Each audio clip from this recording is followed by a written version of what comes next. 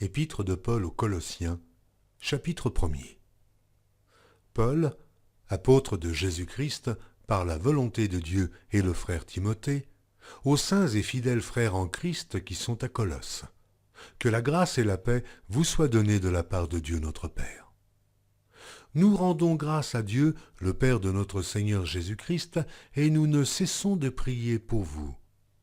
Ayant été informés de votre foi en Jésus-Christ et de votre charité pour tous les saints, à cause de l'espérance qui vous est réservée dans les cieux, et que la parole de la vérité, la parole de l'Évangile, vous a précédemment fait connaître. Il est au milieu de vous et dans le monde entier. Il porte des fruits et il va grandissant, comme c'est aussi le cas parmi vous, depuis le jour où vous avez entendu et connu la grâce de Dieu, conformément à la vérité, d'après les instructions que vous avez reçues d'Épaphras, notre bien-aimé compagnon de service, qui est pour vous un fidèle ministre de Christ, et qui nous a appris de quelle charité l'Esprit vous anime.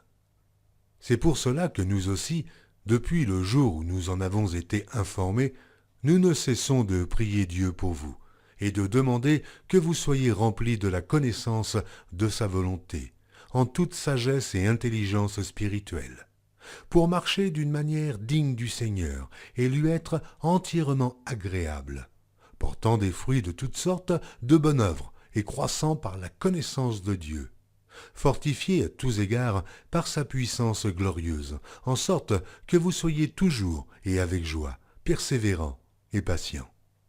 Rendez grâce au Père, qui vous a rendu capable d'avoir part à l'héritage des saints dans la lumière, qui nous a délivrés de la puissance des ténèbres et nous a transportés dans le royaume du Fils de son amour, en qui nous avons la rédemption et la rémission des péchés. Il est l'image du Dieu invisible, le premier-né de toute la création. Car en lui ont été créées toutes les choses qui sont dans les cieux et sur la terre, les visibles et les invisibles, trône, dignité, domination, autorité. Tout a été créé par lui et pour lui. Il est avant toute chose, et toute chose subsiste en lui. Il est la tête du corps de l'Église. Il est le commencement, le premier-né d'entre les morts, afin d'être en tout le premier. Car Dieu a voulu que toute plénitude habitât en lui. Il a voulu par lui réconcilier tout avec lui-même, tant ce qui est sur la terre que ce qui est dans les cieux, en faisant la paix par lui, par le sang de sa croix.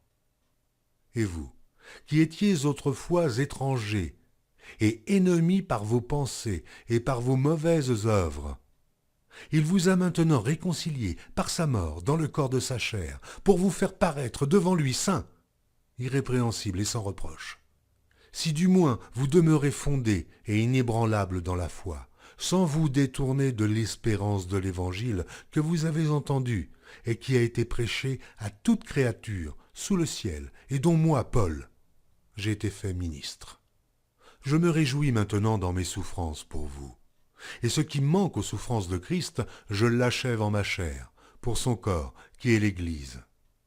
C'est d'elle que j'ai été fait ministre, selon la charge que Dieu m'a donnée auprès de vous, afin que j'annonçasse pleinement la parole de Dieu, le mystère caché de tout temps et dans tous les âges, mais révélé maintenant à ses saints, à qui Dieu a voulu faire connaître quelle est la glorieuse richesse de ce mystère parmi les païens, savoir Christ en vous, l'espérance de la gloire.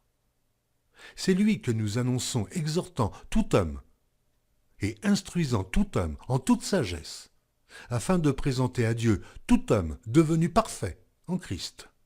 C'est à quoi je travaille, en combattant avec sa force qui agit puissamment en moi.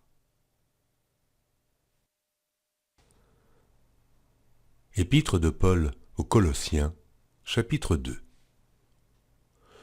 Je veux en effet que vous sachiez combien est grand le combat que je soutiens pour vous, et pour ceux qui sont à la Odyssée, et pour tous ceux qui n'ont pas vu mon visage en la chair, afin qu'ils aient le cœur rempli de consolation, qu'ils soient unis dans la charité et enrichis d'une pleine intelligence, pour connaître le mystère de Dieu, savoir Christ.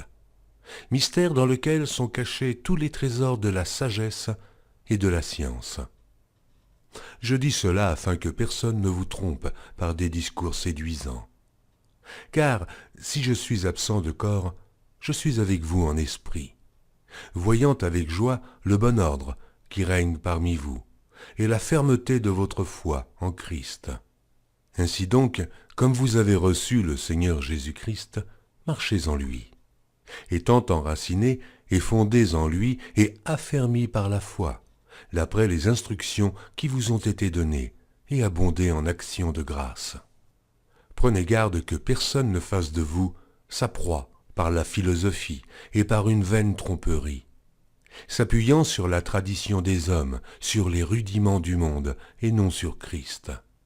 Car en lui habite corporellement toute la plénitude de la divinité. Vous avez tout pleinement en lui, qui est le chef de toute domination et de toute autorité. C'est en lui que vous avez été circoncis, d'une circoncision que la main n'a pas faite, mais de la circoncision de Christ, qui consiste dans le dépouillement du corps de la chair, ayant été ensevelis avec lui par le baptême. Vous êtes aussi ressuscités en lui et avec lui, par la foi en la puissance de Dieu qui l'a ressuscité des morts. Vous qui étiez morts par vos offenses et par l'incirconcision de votre chair, il vous a rendus à la vie avec lui, en nous faisant grâce pour toutes nos offenses. Il a effacé l'acte dont les ordonnances nous condamnaient et qui subsistait contre nous, et il l'a détruit en le clouant à la croix. Il a dépouillé les dominations et les autorités, et les a livrées publiquement en spectacle, en triomphant d'elles par la croix. Que personne donc ne vous juge au sujet du manger ou du boire, ou au sujet d'une fête, d'une nouvelle lune ou des shabbats. C'était l'ombre des choses à venir, mais le corps est en Christ. Qu'aucun homme sous une apparence d'humilité et par un culte des anges ne vous ravisse à son gré le prix de la course, tandis qu'il s'abandonne à ses visions et qu'il est enflé d'un vain orgueil par ses pensées charnelles, sans s'attacher au chef dont tout le corps, assisté et solidement assemblé par des jointures et des liens, tire l'accroissement que Dieu donne. Si vous êtes morts avec Christ au rudiment du monde, pourquoi, comme si vous viviez dans le monde, vous impose-t-on ces préceptes? Ne prends pas, ne goûte pas, ne touche pas, préceptes qui tous deviennent pernicieux par l'abus, et qui ne sont fondés que sur les ordonnances et les doctrines des hommes. Ils ont, à la vérité, une apparence de sagesse, en ce qu'ils indiquent un culte volontaire, de l'humilité et le mépris du corps. Mais ils sont sans aucun mérite et contribuent à la satisfaction de la chair. Épître de Paul aux Colossiens, chapitre 3. Si donc vous êtes ressuscités avec Christ, cherchez les choses d'en haut, où Christ est assis à la droite de Dieu. Affectionnez-vous aux choses d'en haut, et non à celles qui sont sur la terre, car vous êtes morts, et votre vie est cachée avec Christ en Dieu. Quand Christ, votre vie, paraîtra, alors vous paraîtrez aussi avec lui dans la gloire. Faites donc mourir les membres qui sont sur la terre, l'impudicité, l'impureté, les passions, les mauvais désirs et la cupidité qui est une idolâtrie. C'est à cause de ces choses que la colère de Dieu vient sur les fils de la rébellion, parmi lesquels vous marchiez autrefois, lorsque vous viviez dans ces péchés. Mais maintenant, renoncez à toutes ces choses, à la colère, à l'animosité, à la méchanceté, à la calomnie, aux paroles déshonnêtes qui pourraient sortir de votre bouche. Ne mentez pas les uns aux autres, vous étant dépouillés du vieil homme et de ses œuvres, et ayant revêtu l'homme nouveau, qui se renouvelle dans la connaissance, selon l'image de celui qui l'a créé. Il n'y a ici ni grec, ni juif, ni circoncis, ni incirconcis, ni barbare, ni chite, ni esclave, ni libre, mais Christ et tout, et en tous. Ainsi donc, comme des élus de Dieu saints et bien-aimés, revêtez-vous d'entrailles de miséricorde, de bonté, d'humilité, de douceur et de patience. Supportez-vous les uns les autres, et si l'un a sujet de se plaindre de l'autre, pardonnez-vous réciproquement. De même que Christ vous a pardonné, pardonnez-vous aussi.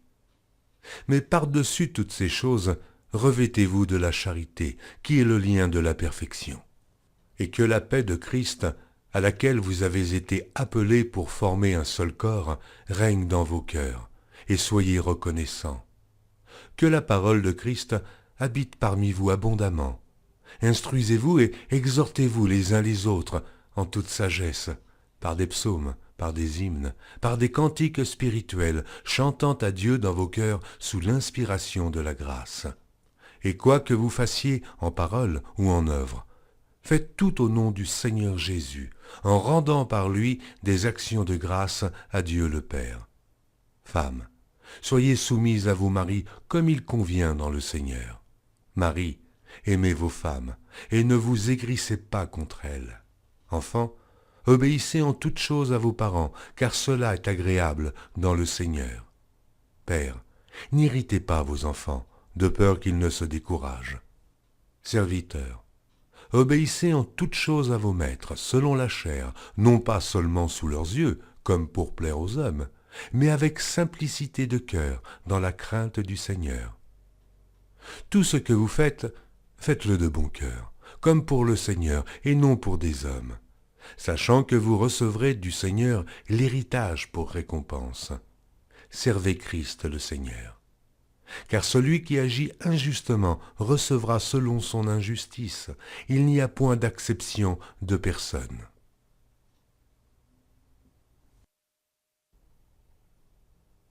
Épître de Paul aux Colossiens, chapitre 4. Maîtres, accordez à vos serviteurs ce qui est juste et équitable, sachant que vous aussi, vous avez un maître dans le ciel.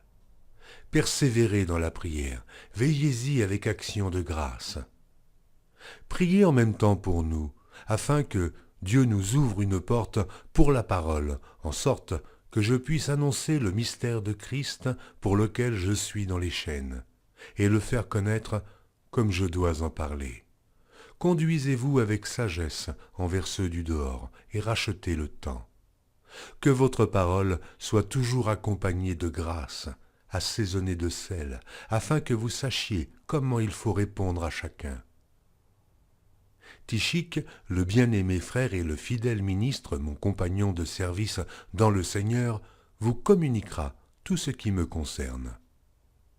Je l'envoie exprès vers vous, pour que vous connaissiez notre situation, et pour qu'il console vos cœurs. Je l'envoie avec Onésime, le fidèle et bien-aimé frère, qui est des vôtres. Ils vous informeront de tout ce qui se passe ici. Aristarque, mon compagnon de captivité, vous salue, ainsi que Marc, le cousin de Barnabas, au sujet duquel vous avez reçu des ordres. S'il va chez vous, accueillez-le. Jésus, appelé Justus, vous salue aussi.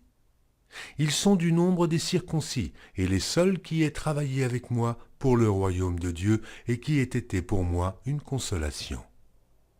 Épaphras, qui est des vôtres, vous salue.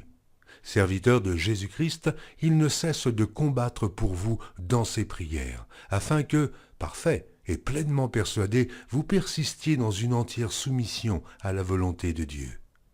Car je lui rends le témoignage qu'il a une grande sollicitude pour vous, pour ceux de Laodicée et pour ceux d'Hiérapolis. Luc, le médecin bien-aimé, vous salue, ainsi que Démas. Saluez les frères qui sont à Laodicée, et Nymphas, et l'Église qui est dans sa maison.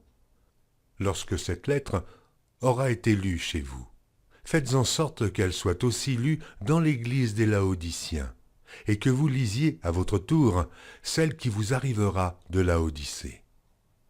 Et dites à Archippe, prends garde au ministère que tu as reçu dans le Seigneur, afin de le bien remplir. Je vous salue, moi, Paul, de ma propre main. Souvenez-vous de mes liens, et que la grâce soit avec vous.